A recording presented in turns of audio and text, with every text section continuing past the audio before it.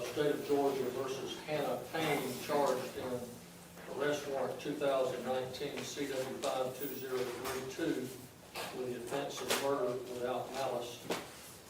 The defendant is present, represented by Attorney Matthew A. Tucker. The state is represented by District Attorney Tracy Graham Lawson. This is Judge West presiding.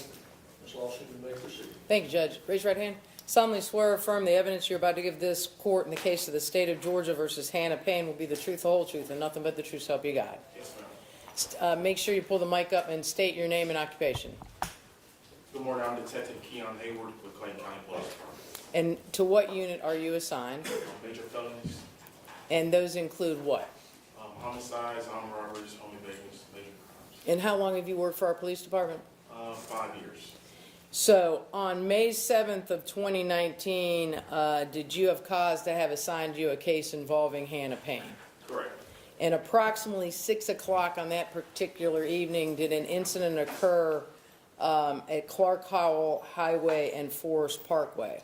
Correct. And please explain to Judge West what had occurred at that intersection. At that intersection, a hit and run or an accident occurred where a 2002 red Dodge Dakota ran a red light, struck a semi-truck.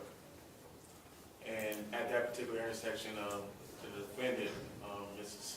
Payne, witnessed that. Okay, I'll keep asking you questions. Okay, so an accident occurred, and who was driving the Dakota truck? The victim, Kenneth Herring. Mr. Herring. Yes. All right, and there was somebody else driving the semi-truck. Correct. And how was Miss Payne involved, if at all? She witnessed the incident. She was also stopped at that intersection where the victim ran the red light. And what kind of vehicle was Miss Payne driving? She was driving a black and colored Jeep Cherokee. So Jeep. did Mr. Herring stop at that scene? Yes. For approximately how long? Approximately 20 minutes, 15 to 20 minutes. And was there another individual that witnessed the accident that has a law enforcement background? Correct. And what was that individual's name, if you remember? Mr. Robertson. And what is his actual profession currently? His name is Terry Robinson. He's a state corrections officer. And does he have any kind of special training that was relevant at this incident regarding Mr. Herring? Yes, he works in the infirmary at one of our state prisons here in the local area. So he's medical training. Correct. And was he able to speak to Mr. Herring? Yes. And what did he smell any odor of alcohol about him? No. And what did he think was, based upon his training as a medic, what did he feel was occurring with Mr. Herring? He believed that Mr. Herring was having a medical emergency. And what was his opinion as to what the medical emergency was? Probably in a diabetic shock or something consistent in that nature. And it was based upon what symptoms that he observed? He observed Mr. Herring to have red to orange eyes. He observed Mr. Herring walk around his truck several times. He was disoriented. He was asking what happened, who hit me, what's going on, and that's how he explained Mr. Herring. And police were called to the scene. Correct. And sometime after 15 to 20 minutes, what occurred with Mr. Herring? Due to the fact that Mr. Herring was not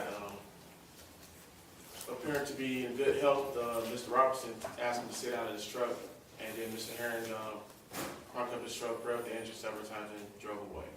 Okay, was anyone at the scene calling authorities at that point in time? Correct. And who was that? Ms. Hannah Payne, as well as Mr. Robinson.